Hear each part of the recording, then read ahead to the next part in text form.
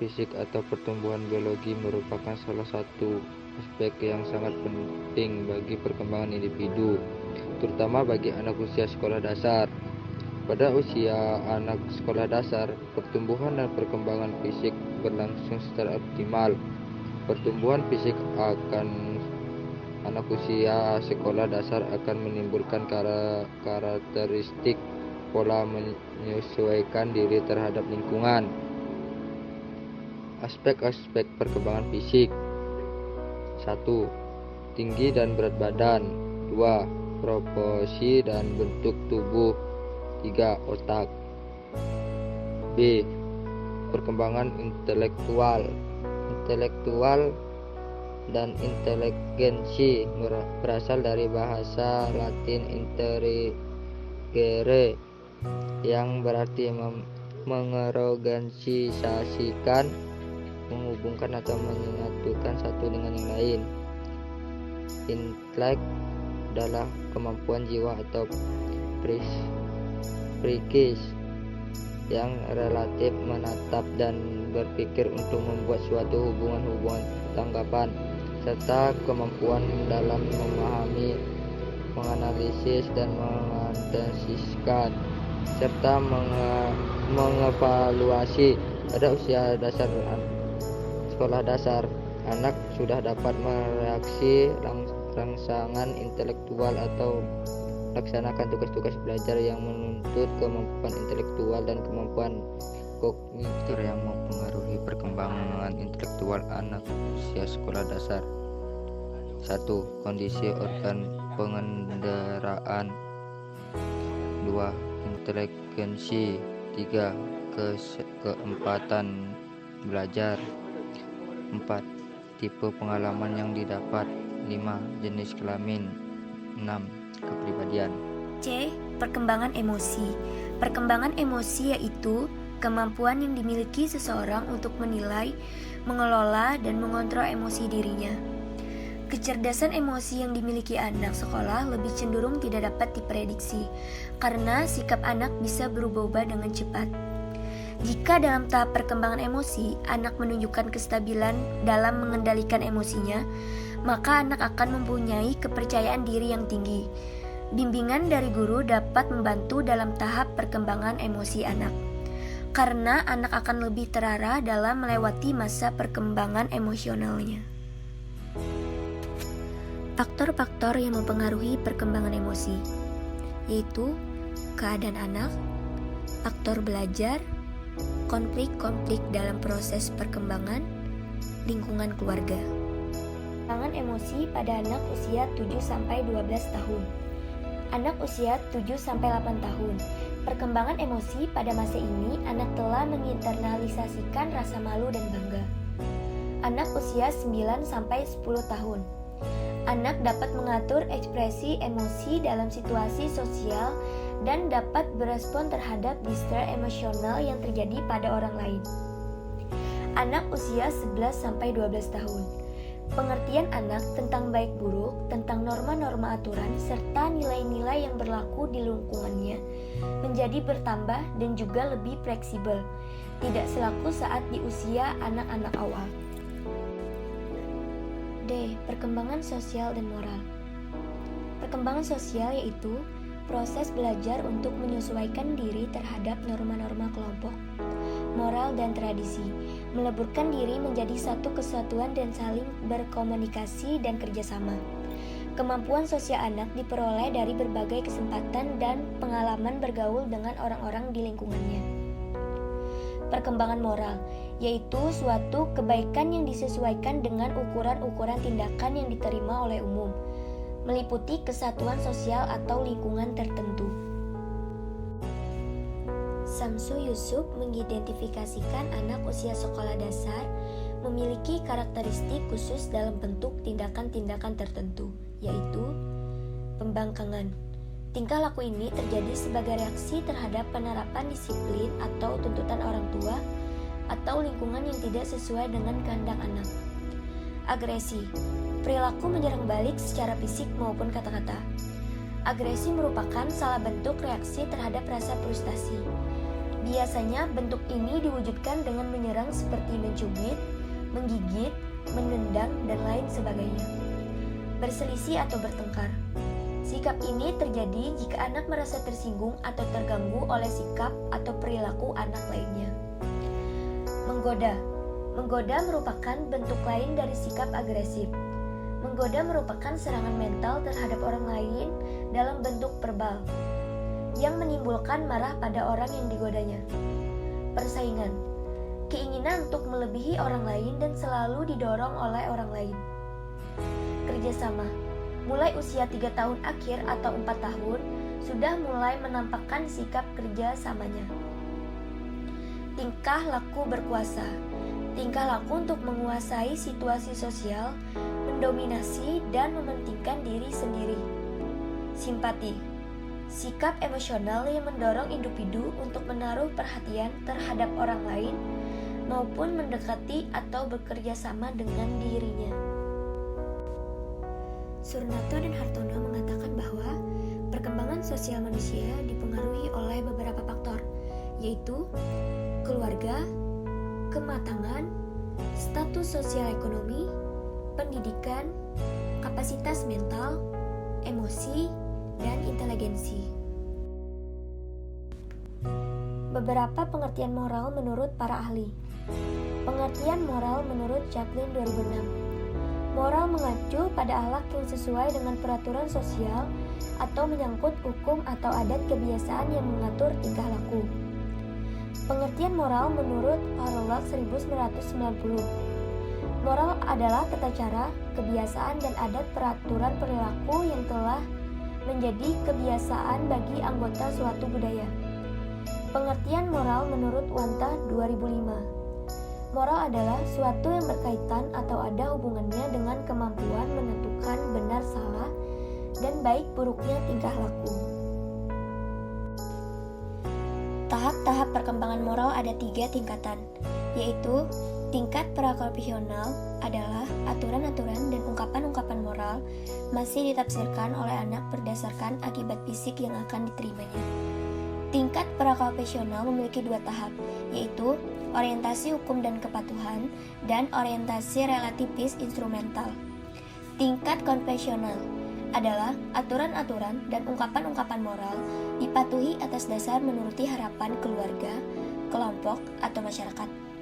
Tingkat konvensional memiliki 2 tahap, yaitu orientasi kesepakatan antar pribadi dan orientasi hukum dan ketertiban.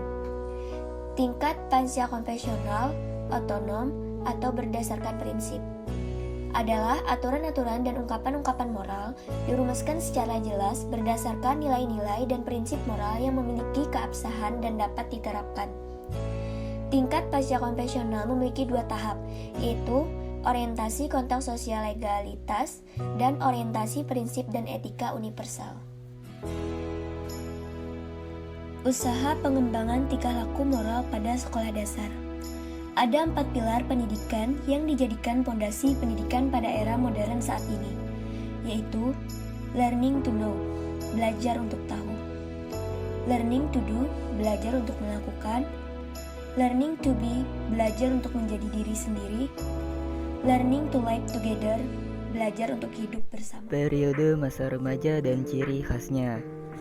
Masa remaja merupakan salah satu fase dalam rentang perkembangan manusia yang terentang sejak anak masih dalam kandungan sampai meninggal dunia. Istilah lain untuk menunjukkan pengertian remaja yaitu pubertas. Masa remaja pada usia 18 tahun merupakan masa yang secara hukum dipandang sudah matang, yang merupakan masa peralihan dari masa kanak-kanak ke masa dewasa. Masa remaja terbagi menjadi 2, yaitu masa pubertas awal dan masa pubertas akhir. Masa pubertas awal merupakan masa transisi di mana usianya berkisar antara 13 sampai 16 tahun, atau yang biasa disebut dengan usia belasan yang tidak menyenangkan, di mana terjadi perubahan pada dirinya baik secara fisik, psikis, maupun secara sosial. Pada masa transisi ini, kemungkinan dapat menimbulkan masa krisis, yang ditandai dengan kecenderungan munculnya perilaku menyimpang. Pada kondisi tertentu, Perilaku menyimpang akan menjadi perilaku yang mengganggu apabila didukung oleh lingkungan yang kurang kondusif dan sifat kepribadian anak yang kurang baik. Akan menjadi pemicu timbulnya berbagai tindakan negatif yang melanggar aturan dan norma yang ada di masyarakat. Biasanya disebut dengan kenakalan remaja. Periode selanjutnya yaitu masa pubertas akhir atau adolescent. Kapan masa remaja berakhir dan kapan remaja tumbuh menjadi seorang dewasa tidak dapat ditetapkan secara pasti. Pada masa adolescent ini terjadi proses pematangan fungsi-fungsi psikis dan fisis yang berlangsung secara berangsur-angsur dan teratur. Selanjutnya, bahaya dan masalah pada masa remaja. Beberapa perubahan yang dialami remaja adalah perubahan fisik, psikis, dan sosial. Tugas-tugas perkembangan pada masa remaja yang disertai oleh berkembangnya kapasitas intelektual, stres, dan harapan-harapan baru yang dialami remaja membuat mereka mudah mengalami gangguan, baik berupa gangguan pikiran, perasaan, maupun gangguan perilaku. Permasalahan moral remaja adalah keterlibatan para remaja dalam moral yang tercela di kehidupan sehari-hari. Moral tercela yang terjadi pada remaja saat ini antara lain rendahnya keimanan remaja terhadap Tuhan Yang Maha Esa. Pada saat melakukan berbagai pelanggaran terhadap norma agama, sebagian besar remaja sudah tidak menunjukkan rasa takut atau malu kepada Tuhan. Rendahnya keimanan remaja menjadi penyebab permasalahan moral remaja lainnya seperti penyalahgunaan narkoba, merokok, dan bolos sekolah. Bahaya-bahaya yang ditimbulkan dari permasalahan remaja. Pertama, mencuri, menodong, mencopet, dan sejenisnya. Menurut penelitian Masmudin menunjukkan 50% responden pernah mencuri, 10% pernah menodong, dan 40% pernah mencopet. Alasannya untuk membeli narkoba, mentraktir pacar, dan untuk membeli pakaian-pakaian mewah. Kedua, berkelahi dengan teman atau tawuran antar sekolah. Perkelahian pada umumnya terjadi karena ketersinggungan antar remaja. Berbagai penelitian menunjukkan perkelahian antar remaja dimulai dari perselisihan rebutan pacar, perebutan popularitas, pembelaan geng, dan lain-lain. Ketiga, berbohong. 100% responden penelitian Masmudin menyatakan pernah berbohong kepada orang tua, guru, atau teman. Mereka berbohong masalah uang sekolah, pekerjaan rumah, ibadah, janji, dan lain-lain. Solusi pada permasalahan remaja bisa dilakukan dengan: pertama, membekali keimanan remaja. Kedua, memberi contoh dan mengingatkan pengamalan ibadah remaja. Ketiga, memberikan informasi tentang bahaya merokok dan narkoba. Keempat, membiasakan anak bersikap terbuka kepada orang tua. Saya akan menjelaskan tentang implikasi pada pendidikan. Anak usia sekolah dasar sudah dapat mengontrol berbagai aktivitas mereka dari segi fisik dan perseptual. Fisik mereka masih dalam perkembangan. Untuk itu, perlunya peningkatan keterampilan fisik dan pemenuhan kebutuhan akan gerak mereka. Begitu pula masih berkembangnya aspek perseptul mereka dengan dirangsang dan difungsikan secara optimal melalui interaksi dengan lingkungan. Sehingga anak usia sekolah dasar memerlukan kemampuan untuk memenuhi tugas-tugas perkembangannya. Perincian tugas-tugas perkembangan anak sekolah dasar menurut Happy-Gurs dan implikasi terhadap pelaksanaan pendidikan adalah sebagai berikut. Yang pertama, pembelajaran keterampilan fisik motorik yang diperlukan untuk permainan sehari-hari. Pada perkembangan fisik motorik, anak sekolah dasar dituntut untuk menguasai keterampilan fisik motorik. Tujuan pengembangan dan fisik motorik untuk melatih keterampilan fisik, terutama melatih motorik kasar, motorik halus, sehingga anak dapat meloncat, memanjat, dan lain sebagainya. Perkembangan dan fisik motorik anak SD dapat dilakukan dengan memberikan kesempatan yang sama pada anak laki-laki maupun perempuan. Bahkan, guru dituntut untuk menciptakan budaya lingkungan dan teman sebaya yang mengajarkan keterampilan fisik dengan cara mencoba membantu seseorang yang mengalami hambatan dalam tugas-tugas perkembangan ini. Yang kedua, membangun keutuhan sikap terhadap diri sendiri sebagai organisme yang sedang tumbuh. Pada umumnya, anak usia sekolah dasar terjadi pertumbuhan fisik secara pesat. Untuk dapat melaksanakan tugas perkembangan ini, kebiasaan kesehatan seperti menjaga kebersihan, waktu tidur, makan, dan lain-lain masih perlu dibatasi. Memperhatikan hal tersebut, sekolah hendaknya memperhatikan kesulitan dan permasalahan siswa serta memberikan bimbingan dan konseling baik secara individual maupun kelompok. Hal ini bertujuan agar anak mencapai keutuhan dan keserasian sikap dirinya sendiri sebagai organisme yang sedang tumbuh secara optimal. Yang ketiga, belajar bergaul dan bekerja dalam kelompok sebaya. Anak pada usia sekolah dasar mulai belajar tidak bergantung pada lingkungan keluarga. Anak sekolah dasar mulai untuk belajar memberi dan menerima dalam kehidupan sosial di antara teman sebayanya. Proses pembelajaran dalam memasuki kelompok sebaya merupakan proses pembelajaran kepribadian sosial yang sesungguhnya. Pemenuhan tugas perkembangan ini membawa implikasi terhadap penyelenggaraan pendidikan di sekolah dasar. Sekolah merupakan tempat yang kondusif bagi kebanyakan siswa untuk belajar bergaul dan bekerja bersama teman sebayanya. Poin keempat, mempelajari peran sosial sebagai pria dan wanita. Menurut Mulyani Sumantri dan Nana Saudi tahun 2006, dalam mencapai tugas perkembangan perbedaan anatomi antara pria dan wanita tidak menuntut perbedaan peran jenis kelamin selama anak sekolah dasar. Usia 9 atau 10 tahun terdapat perbedaan anatomi antara anak laki-laki dengan anak perempuan. Berkenaan dengan peran anak sesuai dengan jenis kelaminnya telah diawali dalam asuhan keluarga.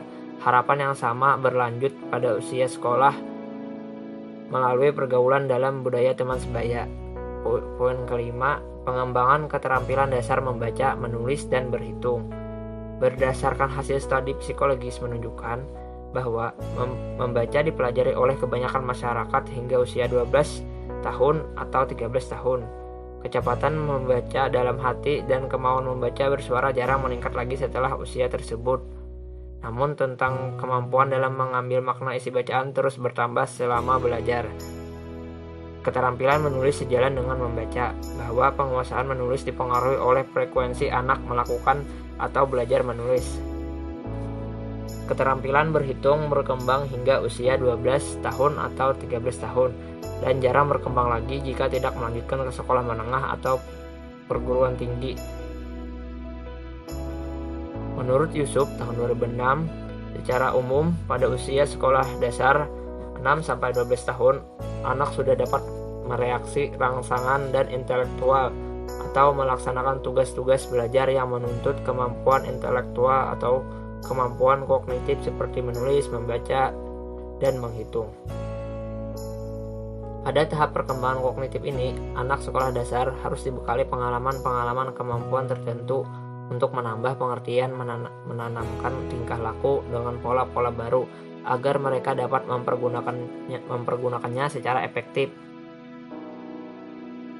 Implikasi perkembangan ini ditandai dengan 3 kemampuan atau kecakapan baru, yaitu mengklasifikasi atau mengelompokkan, menyusun atau mengasosiasikan, menghubungkan atau menghitung angka-angka atau bilangan, dan kegiatan yang berkaitan dengan perhitungan angka seperti menambah, mengurang, mengkali, dan membagi. Sekolah mempunyai peran yang sangat penting dalam pengembangan kemampuan intelektual. Dalam hal ini, guru harus memberikan perhatian agar menunjang proses pendidikan anak. Guru juga harus memberikan kesempatan kepada anak untuk mengemukakan hasil belajarnya serta memberikan komentar terhadap pekerjaan yang telah dilakukan anak SD dalam proses belajar. Kegiatan seperti ini diharapkan dapat membentuk proses pencapaian tujuan pendidikan yang diinginkan oleh sekolah. Kesimpulan: 1. Perkembangan fisik masa sekolah dasar mencakup beberapa aspek, yaitu tinggi dan berat badan, proporsi dan bentuk tubuh, otak, gigi, dan perkembangan motorik. 2. Intelektual berfungsi dalam pembentukan konsep yang dilakukan melalui indera pengamatan, tanggapan, ingatan, dan berpikir. Ketiga, jika anak menunjukkan kestabilan dalam mengendalikan emosinya, maka akan membentuk kepercayaan diri yang tinggi.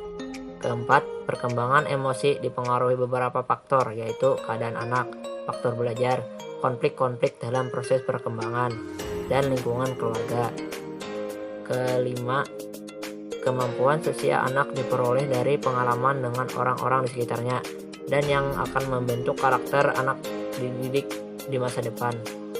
Keenam, perkembangan sosial anak dipengaruhi oleh keluarga, kematangan fisik, status ekonomi, pendidikan, kapasitas mental, emosi, dan intelijensi. Ketujuh, orang tua harus memastikan mereka benar-benar menghabiskan waktu yang berkualitas dengan anak-anak mereka, karena orang tua sangat berpengaruh penting terhadap perkembangan anak.